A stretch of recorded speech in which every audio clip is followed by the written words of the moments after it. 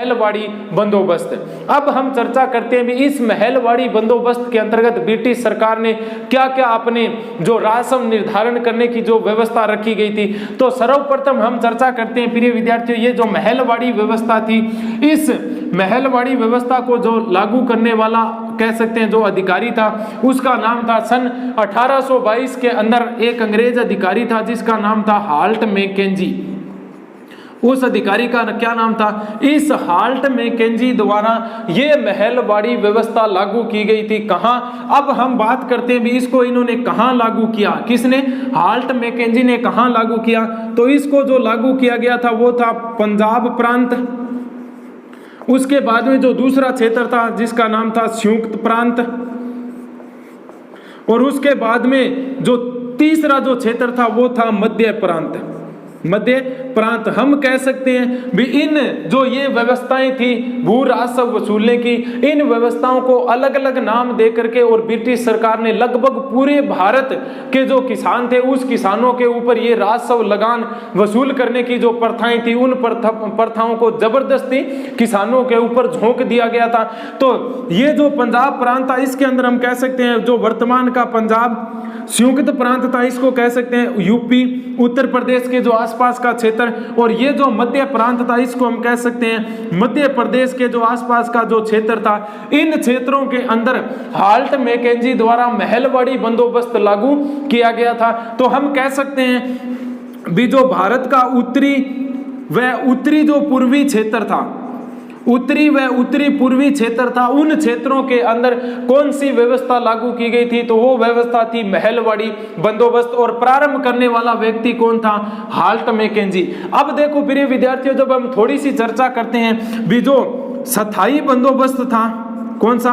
स्थायी बंदोबस्त था, इसको अंग्रेजों ने अपना जो भारत के अंदर स्थिति थी उस स्थिति के हिसाब से जितना इनका जो क्षेत्र था उन क्षेत्र के 19% भाग पर किसको लागू किया गया था? स्थायी बंदोबस्त को। फिर दूसरी जो व्यवस्था थी वो कौन सी थी? रेतवाड़ी व्यवस्था। रेतवाड़ी व्यवस्था, इस रेतवाड़ी व्यवस्था को इन्होंने लगभग 51% भूभाग पर लागू किया था अपने क्षेत्र। जिस तरह ये जो स्थायी बंदोबस्त था इसके अंदर हमने बंगाल, बिहार, उड़ीसा का क्षेत्र यानी उत्तरी भारत के ऊपर इसको लागू किया गया था। फिर उसके बाद में ये जो रेतवाड़ी व्यवस्था थी इसको हम कह सकते हैं मद्रास थी, मुंबई थी, इन क्षेत्रों में लागू किया। लेकिन ये जो महलवाड़ी व्यवस्था थी, इस महलवाड़ी व्यवस्था को हम कह सकते हैं भी जो पंजाब का प्रांत था, उसके बाद में जो संयुक्त प्रांत जिसको हम कह सकते हैं उत्तर प्रदेश के आसपास का क्षेत्र, और जो तीसरा स्थान था वो क्या था? मध्य प्रदेश, इसके आसपास। तो 1951 कितने हो गए? 70% भूभाग पर तो ये दो प्रणालियां चल रही थी। अब जो 30% भाग बच गया था उस भाग पर ब्रिटिश अधिकारी या ब्रिटिश जो सरकार थी उस सरकार द्वारा जो व्यवस्था स्थापित की गई थी वो कौन सी थी प्रिय विद्यार्थियों? वो थी महलवाड़ी व्यवस्था। अब देखो, जब हम थोड़ी सी चर्चा करते हैं स्थायी बंदोबस्त के अंतर्गत, तो सरकार के बीच में कौन थे? जमींदार, और जमींदार से नीचे किसका स्थान था? कृषकों का। इस प्रकार यानी कृषक किसको अपना लगान देते थे? जमींदार को, और जमींदार किसको लगान देते थे अपना? यानी जमींदार किसके खाते में लगान जमा कराते थे? सरकार के खाते में। इसी प्रकार ये जो जमींदार वर्ग था, ये जमींदार वर्ग किसानों पर अत्यधिक मात्रा में अत्याचार करने लगे थे।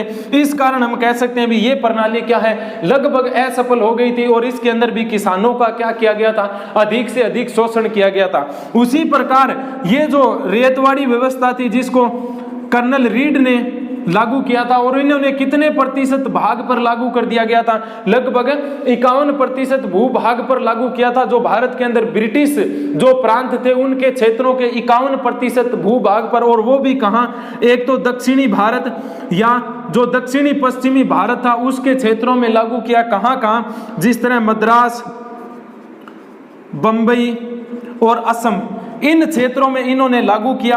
और यहां जो भू राजस्व की दर रखी गई थी वो क्या थी?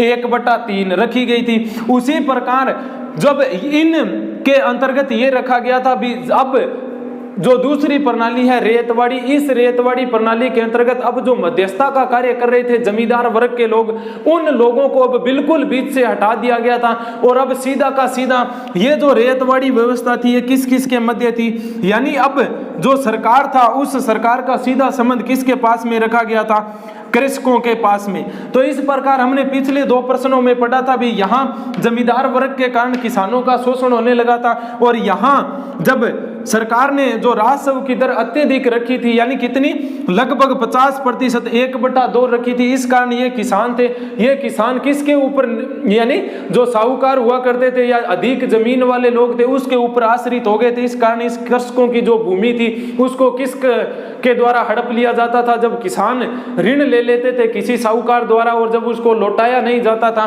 तो ये जो साहूकार लोग थे ये किसकी भूमि को हड़प लेते थे, किसान की भूमि को हड़प लेते थे। इनके मध्य तो सीधा सरकार का संबंध था। लेकिन ये जो महलवाड़ी व्यवस्था 1822 में हाल्ट मैकेंजी द्वारा पंजाब, संयुक्त प्रांत व मध्य प्रांत में लगाई गई थी, इसके अंदर जो रेतवाड़ी व्यवस्था के अंदर जो किसान का जो खेत हुआ करता था उस खेत को न रख करके, और ये जो महलवाड़ी व्यवस्था थी इसके अंदर जो राजस्व का जो कार्य था, क्या है, राजस्व का जो कार्य था, वो राजस्व का कार्य किसको निर्धारित कर दिया गया था, ग्राम सभा को निर्धारित कर दिया गया था। और ये कह सकते हैं भी जो ग्राम सभा का जो मुखिया होता था वो मुखिया अब किसानों से क्या वसूल करेगा, किसानों से राजस्व वसूल करेगा तथा राजस्व वसूल करने के बाद में उसको कहां जमा करवाएगा, सरकार के खाते में। तो प्रिय विद्यार्थियों हम कह सकते हैं जो महलवाड़ी व्यवस्था थी, इस महलवाड़ी व्यवस्था के अंतर्गत अब जो किसान था उसके किसान के खेत को मध्यस्थ न रख करके, और अब जो किसान होंगे वो किसान अपना लगान किसको जमा कराएंगे, इस जो महलवाड़ी थी इस महलवाड़ी व्यवस्था के अंतर्गत ब्रिटिश सरकार द्वारा या तो कई गांवों के समूह को मिला लिया जाता था, भी इतने गांवों के ऊपर एक मुखिया होगा और ये मुखिया का प्रमुख रूप से मुखिया क्या है, ये मुखिया किसानों से क्या है, राजस्व वसूल करेगा। और राजस्व वसूल करने के बाद में जो राजस्व इकट्ठा होता है उस इकट्ठे राजस्व को सरकार के खाते में जमा कराने का जो उत्तरदायित्व है वो किसका होगा, मुखिया का होगा। इसी प्रकार कई गांव या कई महाल मिलकर किसको जमा कराएंगे, सरकार गांव के मुखिया को। इस कारण इस व्यवस्था के अंतर्गत न तो जमींदार वर्ग को मध्यस्थ रखा गया और न किसान की खेती को मध्यस्थ रखा गया था। अब मध्यस्थता किसकी बना दी गई थी अंग्रेजों द्वारा, तो हम कह सकते हैं भी जितनी भी अंग्रेजों ने जो प्रणालियां अपनाई थी उन प्रणालियों में सिर्फ फायदा किसका देखा था, अपना ही फायदा देखा था। और इस जो महलवाड़ी व्यवस्था थी, इस महलवाड़ी व्यवस्था के अंतर्गत जो लगान किसानों द्वारा जिसको जमा कराया जाता था वो जो गांव का मुखिया होता था, गांव या महल का जो मुखिया होता था उसको क्या है, कर जमा करवाया जाता था। अगर मान लीजिए भी किसानों ने अगर कोई किसान अगर राजस्व चुकाने में अगर असमर्थ हो गया, यानी एक समय ऐसा हो गया भी उसके खेत में अनाज उत्पादन नहीं हुआ है, तो उसने अगर कर या राजस्व अगर गांव के मुखिया को या जो गांव का महाल या जो वर्ग है उसका जो मुखिया होता अगर उसको कर नहीं चुकाया है तो उस किसान की जो भूमि थी, क्या उस किसान की जो भूमि थी वो भूमि किसके अधीन हो जाती थी, ग्राम सभा के अधीन हो जाती थी। और ग्राम सभा का जो मुखिया होता है, ग्राम सभा का जो मुखिया होता था जो क्या निर्धारण करता था, राजस्व वसूलता था किन से, यानी किसानों से। अगर कोई किसान अगर भूमि का राजस्व चुकाने के अंतर्गत अगर राजस्व चुकाने में सक्षम नहीं है तो उसकी जो भूमि है उसकी जो भूमि है वो किसके अधीन चली जाएगी, ग्राम सभा के अधीन चली जाएगी। जिस प्रकार जो ब्रिटिश रेतवाड़ी व्यवस्था थी उस रेतवाड़ी व्यवस्था के अंतर्गत अगर किसान ने लगान नहीं चुकाया तो उसकी जो भूमि थी वो किसके अधीन चली जाती थी, सरकार के अधीन। उसी प्रकार जो स्थायी बंदोबस्त था उस स्थायी बंदोबस्त के अंतर्गत अगर कोई किसान द्वारा लगान नहीं चुकाया जा सकता था तो उसकी भूमि किसके अधीन हो जाती थी या किसके अडूल हो जाती थी, जिसको हम कह सकते हैं जो जमींदार के अधीन। लेकिन उसी प्रकार ये जो महलवाड़ी व्यवस्था थी, इस महलवाड़ी व्यवस्था के अंदर अगर किसी किसान द्वारा भूमि जो अपनी भूमि थी या जो एक भूखंड या कृषि करने का जो क्षेत्र था, अगर उसमें से जितना अनाज उत्पादन हुआ या कम अनाज उत्पादन हुआ या हुआ ही नहीं है, तो अगर वो लगान नहीं चुकाया जा सकता तो उसकी भूमि किसके अधीन हो जाती थी? ग्राम सभा के अधीन हो जाती थी। और ये जो ग्राम सभा के अंदर ये जो मुखियों का जो एक समूह होता था, इस समूह को प्रिय विद्यार्थियों क्या कहा जाता था? भागीदारों का समूह। इस समूह को क्या कहा जाता था? भागीदारों का समूह। और यही जो भागीदारों का समूह था, यही उत्तरदायित्व निभाते थे अपना राजस्व जमा कराने के, किसके? ब्रिटिश सरकार के अंतर्गत। तो ये जो पंजाब प्रांत था या जो संयुक्त प्रांत था या जो मध्य प्रांत था, इस प्रांतों से जितना भी जो राजस्व वसूल किया जाता था, वो राजस्व वसूलने का कार्य कौन करता था? गांव का मुखिया। और ये मुखिया जो ये नहीं भी एक ही गांव का निर्धारण नहीं था, अनेक गांवों का एक समूह बना करके और उन गांवों के लोगों द्वारा ये कहलाया जाता था भी आप इन गांवों के अंदर से अपना एक क्या चुन लो? मुखिया चुन लो। और मुखिया चुनने के बाद में आपकी जितनी भी फसल होगी, उस फसल के अंदर जितना भी अनाज पैदा होता है, उसके हिसाब से जो 1/2 या 1/3 कर का निर्धारण किया है, उसके हिसाब से आप अपना जो कार्य है या जो अपना राजस्व है, उस राजस्व को किसके जमा कराओगे? यानी जो मुखिया था उसको जमा कराओगे। तो प्रिय विद्यार्थियों, यहाँ जमींदार तथा सीधा किसान से संपर्क न करके ब्रिटिश सरकार द्वारा किससे संपर्क किया जाता था? मुखिया से संपर्क किया जाता था, या ग्राम सभा के अंतर्गत जितने भी जो लोग आते थे उनमें से एक कह सकते हैं भी मिनिस्टर या मुखिया नियुक्त कर दिया जाता था, और वही गांव का क्या करता था? यानी जितना भी जो राजस्व था उस राजस्व को वसूल करके ब्रिटिश सरकार के अधीन जमा करवाता था। तो ये जो ब्रिटिश सरकार के अधीन जो जमा कराने की परंपरा थी प्रिय विद्यार्थियों, यही क्या कहलाती थी? महलवाड़ी बंदोबस्त। और महलवाड़ी का यम कह सकते हैं भी इसके अंतर्गत या तो गांव आया करता था या वहां कुछ गांवों का मिलकर एक क्या बनाया जाता था? महाल बनाया जाता है। इसी को हम क्या कहते हैं? महलवाड़ी बंदोबस्त। और महलवाड़ी बंदोबस्त को लागू किसने किया था? 1822 के अंदर हाल्ट मैकेंजी द्वारा इसको लागू किया गया था। लागू करने के महत्वपूर्ण कारण थे वो क्या है? पहला है ब्रिटिश कंपनी द्वारा अपने राजस्व में वृद्धि करना। यानी हम कह सकते हैं प्रिय विद्यार्थियों भी इसके अंतर्गत भारतीय जनता या भारतीय देश या भारतीय साम्राज्य के लिए ब्रिटिश सरकार ने कुछ भी नहीं रखा था।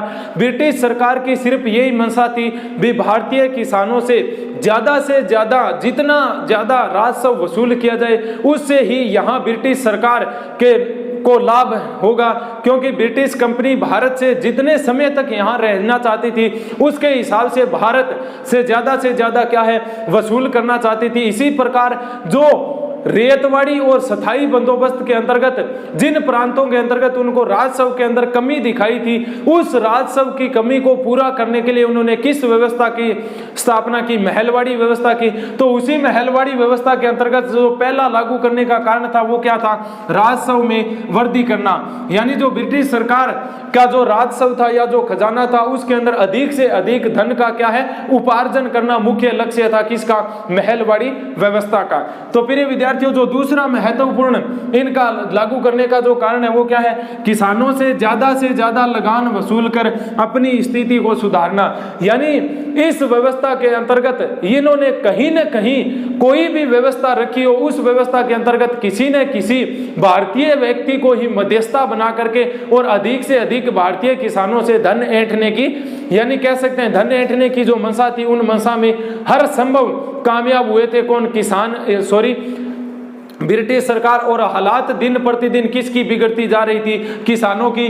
तो इसके अंतर्गत यह कहा गया भी ज्यादा से ज्यादा जितना भारतीयों से लगान वसूला जाए उतना वसूल किया जाए, चाहे वो कोई भी प्रणाली लागू करनी पड़े। तो दूसरी स्थिति ये थी, यानी भारत के अंदर अपनी जो स्थिति थी राजस्व के माध्यम से, यानी जितने भी औद्योगिकरण को बढ़ावा देना था उसके लिए कच्चे माल की आवश्यकता थी, और कच्चे माल की पूर्ति कौन कर सकता था? सिर्फ किसान ही कर सकता था। फिर प्रिय विद्यार्थियों, जो तीसरा था वो क्या है? कंपनी के बढ़ते खर्च के लिए धन की आपूर्ति करना।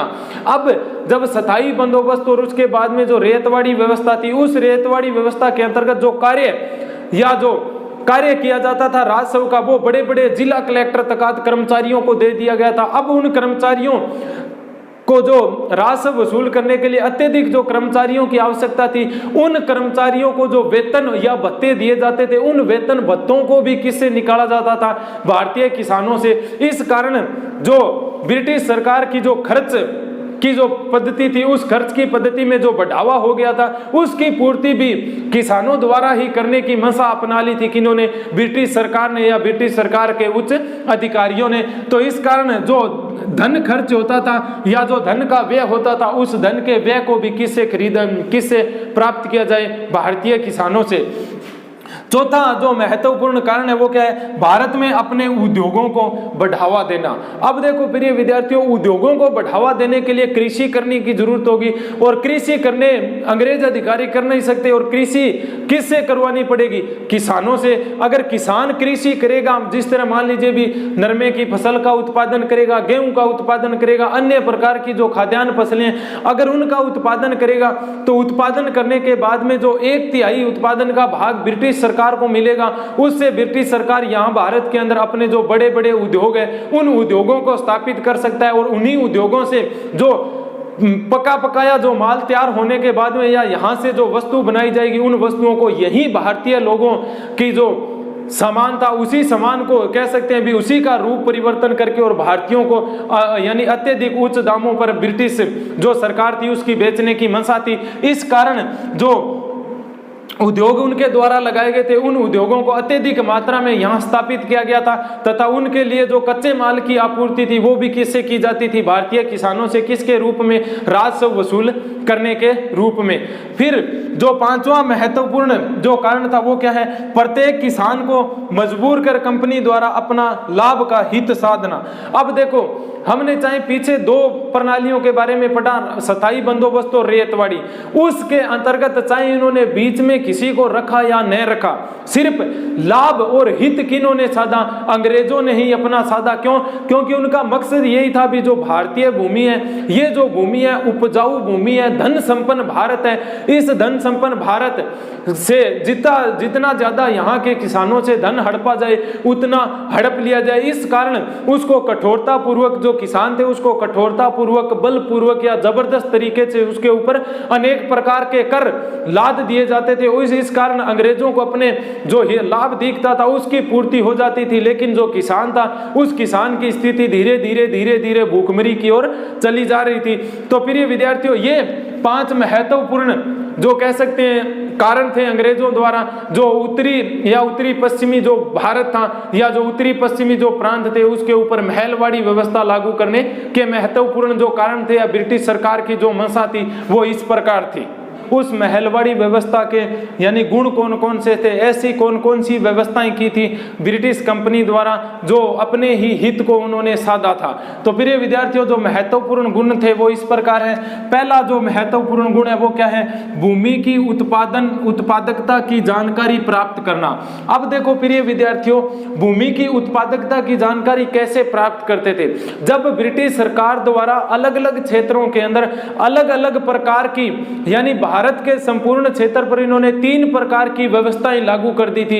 इन व्यवस्थाओं को लागू करने के पीछे अलग अलग अधिकारियों को अलग अलग जगह का राजस्व वसूलने, कहीं जमींदारों को दे दिया, कहीं सीधे ही किसानों से सरकार लेने लगी, और कहीं यानी जो महलवाड़ी व्यवस्था थी इसके अंतर्गत इन्होंने जो राजस्व वसूलने का जो कार्य था वो गांव के मुखिया को दे दिया था। इस प्रकार समय समय पर जब इनके द्वारा ये व्यवस्थाएं अलग अलग क्षेत्रों में निर्धारित की गई थी, तो इस व्यवस्था के कारण जो उत्पादक भूमि की जो उत्पादकता थी वो यानी बंजर भूमि के अंदर कितने अनाज का उत्पादन होता है और एक उपजाऊ भूमि के अंदर कितना उत्पादन होता है, इन सब की अलग अलग समय के हिसाब से उनको क्या मिल जाती थी? जानकारियां मिल जाती थी। तो इसी कारण हम कह सकते हैं भी जो भूमि की जो उत्पादन थी यानी किस भूमि पर कितना उत्पादन होता है या किस भूमि पर कितना कम उत्पादन होता है, इसके हिसाब से जानकारी प्राप्त करने के पीछे जो महत्वपूर्ण जो व्यवस्था लागू की गई थी वो व्यवस्था कौन सी थी? महलवाड़ी व्यवस्था। तो प्रिय विद्यार्थियों, जो दूसरी महत्वपूर्ण जो गुण है वो क्या है? लगान की दर भूमि के उत्पादन क्षमता के अनुसार निश्चित करना। यानी महलवाड़ी व्यवस्था थी, इस महलवाड़ी व्यवस्था का सर्वोत्तम गुण हम कह सकते हैं वो है भी अगर बंजर भूमि के अंदर उत्पादन क्षमता कम है तो उस बंजर भूमि के हिसाब से लगान निश्चित करना, और कहीं अगर लाल मिट्टी की जमीन है, पानी की अच्छी कह सकते हैं भी उचित व्यवस्था है, वहां जो उत्पादन ज्यादा होगा तो वहां की जो भूमि है उस भूमि के हिसाब से वहां का लगान निश्चित करना। तो दूसरा जो महत्वपूर्ण है वो क्या है, जहां जैसी भूमि है उसके ऊपर जितना जो उत्पादन होता है या भूमि के अंदर जो उत्पादन होने की जो क्षमता है उस क्षमता के अनुसार क्या निश्चित करना, लगान निश्चित करना। यह महत्वपूर्ण गुण था किसका, महलवाड़ी व्यवस्था का। तीसरा जो महत्वपूर्ण जो गुण लाभ हुआ या गुण हुआ वो क्या है, राजस्व में वृद्धि में सहायक। अब देखो प्रिय विद्यार्थियों, पहली जो व्यवस्था थी उसके अंदर जमींदारों को मजबूर किया गया किसानों पर अत्याचार करने के लिए। दूसरी व्यवस्था थी उसके ऊपर सीधे ब्रिटिश जो अधिकारी थे वो भारतीय जो कृषक थे उसके ऊपर यानी अपना आधिपत्य जमाते थे। और यहाँ जो राजस्व वसूल करने का जो कार्य था वो किसको दे दिया गया था, गांव के मुखिया को। किसको दे दिया गया था, गांव के मुखिया को। अब इस गांव के मुखिया को मजबूर कर दिया गया था ब्रिटिश सरकार द्वारा भी आप ही हमको क्या है, पूरे गांव का राजस्व वसूल करके दोगे। अगर पूरे गांव का राजस्व नहीं वसूल कर सकते तो पूरा का पूरा राजस्व ब्रिटिश सरकार को किसको जमा कराना पड़ेगा, मुखिया को। जब ये मुखिया राजस्व वसूल नहीं कर सकता था तो ये किसके अधीन चला जाएगा, सरकार के अधीन चला जाएगा। अगर ये मुखिया अपनी जो नंबरदारी थी, अपनी जो मुखिया था का जो तत्व था उसको बरकरार रखने के लिए वहां के किसानों पर अत्याचार भी करता था। तो तीसरा जो महत्वपूर्ण था वो क्या है, ब्रिटिश सरकार द्वारा अपना जो राजस्व था उस राजस्व में क्या है, वृद्धि करना था।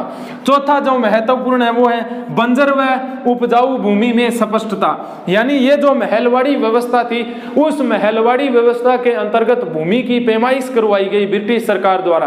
पैमाइश करवा करके और ये निश्चित किया गया था भी कितने क्षेत्र तक की भूमि क्या है, अनुपजाऊ है या बंजर है, और कितने क्षेत्र की भूमि उपजाऊ है। इन सब के बीच में जब पैमाइश करवाई गई थी तो ब्रिटिश सरकार द्वारा यह निर्धारित कर दिया गया था भी उस जो बंजर भूमि है उस बंजर भूमि पर लगान की दर ये रहेगी और जो उपजाऊ भूमि है उस उपजाऊ भूमि पर लगान की दर ये रहेगी। इस प्रकार बंजर और जो उपजाऊ भूमि थी उन उपजाऊ भूमि के बीच में लगान निश्चित करने की स्पष्टता भी हो गई थी। किस व्यवस्था के अंतर्गत, महलवाड़ी व्यवस्था के अंतर्गत। तो प्रिय विद्यार्थियों अब हम चर्चा करते हैं जो महलवाड़ी व्यवस्था थी इसके महत्वपूर्ण दोष कौन कौन से थे। तो प्रिय विद्यार्थियों जो पहला जो महत्वपूर्ण दोष है वो है भूमि का स्वामित्व बदलने से हानि। भूमि का स्वामित्व बदलने से हानि। अब देखो ब्रिटिश सरकार को कैसे भूमि का स्वामित्व बदलने से हानि हुई। अब देखो जब स्थायी बंदोबस्त था उसके बीच में जो जमींदार थे वो बीच के अंदर जो राजस्व वसूला जाता था उसका 1/3 भाग अपने पास में रख लेते थे। उसके बाद में जो रेतवाड़ी व्यवस्था रखी गई थी उसके अंतर्गत जो जमीन यानी उच्च अधिकारी हुआ करते थे जो राजस्व वसूलने का कार्य करते थे वो रिश्वत लेकर के या पैसा लेकर के जो उपजाऊ भूमि थी उस उपजाऊ भूमि को कम उपजाऊ बता करके और जो राजस्व वसूला जाता था उस राजस्व को अपने पक्ष में ले लेते थे। उसी प्रकार ये जो अलग अलग जो प्रणालियां लगाई गई थी उस प्रणालियों का जो स्वामित्व था वो स्वामित्व अलग अलग व्यक्तियों के हाथों में दिया गया था। इस कारण जिस प्रकार ये जो महलवाड़ी व्यवस्था थी इस महलवाड़ी व्यवस्था का जो स्वामित्व वो किसको दिया गया था, गांव के मुखिया को। और गांव के मुखिया के अंतर्गत जो पूरी की पूरी जो ग्राम सभा हुआ करती थी या जो महल या गांव हुआ करता था वो मजबूरन था किसको लगान देने के लिए, गांव के मुखिया को। क्यों? क्योंकि ब्रिटिश सरकार द्वारा उस मुखिया को उसी गांव के व्यक्तियों द्वारा प्रत्यक्ष रूप से चुनाव से उसका निर्धारण किया जाता था। तो प्रिय विद्यार्थियों जो महत्वपूर्ण इसके अंदर दोष हुआ वो क्या है, यानी जो भूमि का जो स्वामित्व था वो समय समय पर बदला जाता था। इस कारण जो राजस्व वसूलने का कार्य था उसके अंदर महत्वपूर्ण हानि उठानी पड़ी किसको, ब्रिटिश सरकार को। किस व्यवस्था के अंतर्गत, महलवाड़ी व्यवस्था के अंतर्गत। उसी प्रकार जो दूसरा महत्वपूर्ण दोष था वो क्या है, लगान की दर अधिक होना।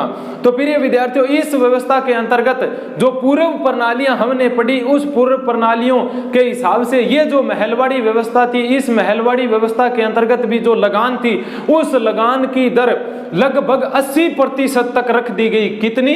लगभग 80%। तो हम कह सकते हैं भी अगर किसी किसान के 1 क्विंटल गेहूं अनाज होता है, उस गेहूं अनाज में से 80 केजी तो सीधा का सीधा किसके अंडर में जाएगा? मुखिया के अंडर में। और मुखिया किसको जमा कराएगा? सरकार के अंडर में। इस कारण जो वहां का किसान था, वो किसान इस लगान को चुकाने में क्या हो रहा था? असमर्थ हो रहा था। असमर्थता के कारण जो गांव का मुखिया था, उसके द्वारा जबरदस्ती से लगान वसूल किया जाता था। किन से?